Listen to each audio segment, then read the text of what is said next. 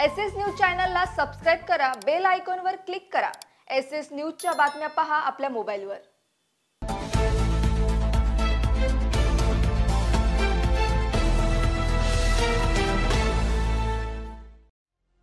नमस्कार, मी Shilpa Baviskar. SS news मध्ये आपलं स्वागत आहे। चला तर मग जाणून घेऊयात आजच्या महत्त्वाच्या बातम्या। उल्हासनगरमध्ये पूर्वी अनेक इमारतीचे स्लॅब कोसळून जीवितहानी झाली आहे। आता पुन्हा एकदा महापालिकेने नागरिकांना जाणीवपूर्वक सावध करत जुन्या इमारतींच्या संरचनात्मक तपासणीसाठी सज्ज राहण्याचे आवाहन केले आहे। संभाव्य दुर्घटनांपासून बचावासाठी नागरिकांनी महापालिकेच्या सूचनांचे तातडीने पालन करण्याची गरज निर्माण झाली। शहरात मागील काही वर्षांमध्ये 20 ते 25 वर्ष जुन्या इमारतीच्या स्लॅब कोसळून अनेकांच्या जीविताला धोका निर्माण झालाय। त्यामुळे आता महापालिकेने वेळेत पावले उचलत उल्हासनगर महापालिका आयुक्त मनीषा आव्हाळे यांच्या मार्गदर्शनाखाली अतिरिक्त आयुक्त किशोर गवस यांनी एक महत्त्वपूर्ण आवाहन जाहीर केलं आहे। उल्हासनगर शहरातील 10 वर्षापेक्षा जुन्या इमारतींमध्ये राहणाऱ्या नागरिकांनी तातडीने आपल्या इमारतीची संरचनात्मक तपासणी करून घ्यावी आणि तपासणी अहवाल प्रभाग समिती कार्यालयात सादर करावा, असे स्पष्ट निर्देश महापालिकेने दिले आहेत।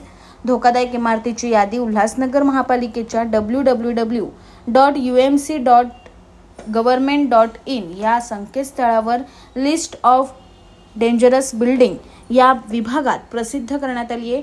आपल्या इमारतीचे नाव या यादीत आहे की नाही हे नागरिकांनी त्वरित तपासावे। उल्हासनगर महानगरपालिका पॅनलवरील अधिकृत संरचनात्मक अभियंत्यांची यादी देखील संकेतस्थळावर उपलब्ध करून देण्यात आली असून फक्त या अधिकृत अभियंत्यांकडूनच तपासणी करून घेण्याचे आवाहन आहे। पावसाळा सुरू होण्यापूर्वी संरचनात्मक ऑडिट करून इमारतीची सुरक्षितता तपासून घेणे हाच सर्वोत्तम उपाय आहे। प्रत्येक नागरिकाने या सूचना गांभीर्याने घेऊन महापालिकेस सहकार्य करावे, असे आवाहन महापालिका आयुक्त मनीषा आव्हाळे यांनी केले आहे। उल्हासनगर महानगरपालिकेमध्ये ज्या काही धोकादायक इमारती आहेत त्या अनुषंगाने प्रत्येक वर्षी सर्वे केला जातो। ह्या वर्षी आम्ही सर्वे करणार आहोत। याच्या आधीचा डेटाही आपल्याकडे आहे। आता मी स्वतः मागच्या आठवड्यात पण आणि म्हणजे 15 दिवसापूर्वी पण आम्ही याची बैठक घेतली होती।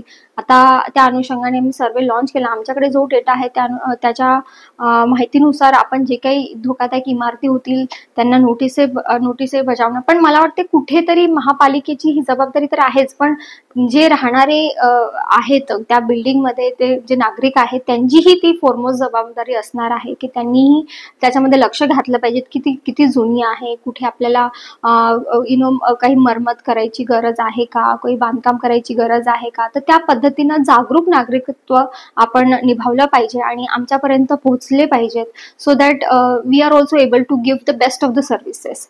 म्हणजे महानगरपालिकेला ह्याच्यामध्ये आपली साथ, आपल्या जागरूकता, आपण स्वतः सहभाग घेणं फार गरजेचं आहे, कारण की तुम्ही त्या घरी राहताय अशा धोकादायक इमारतीमध्ये राहणंही उचित नाही आणि एखादा प्रसंग ओढवला तर मग सगळ्यांचंच नुकसान त्याच्यामध्ये होते। त्यामुळे मी सगळ्या नागरिकांना आवाहन करते की तुम्ही याच्यामध्ये आमची साथ द्या, आम्हाला मार्गदर्शन पण करा, कुठे काही सजेशन्स नसतील तर तेही सांगा, आम्ही त्याच्यावरती नक्की कारवाई करू। एसएस न्यूज चॅनलला सबस्क्राइब करा, बेल आयकॉनवर क्लिक करा।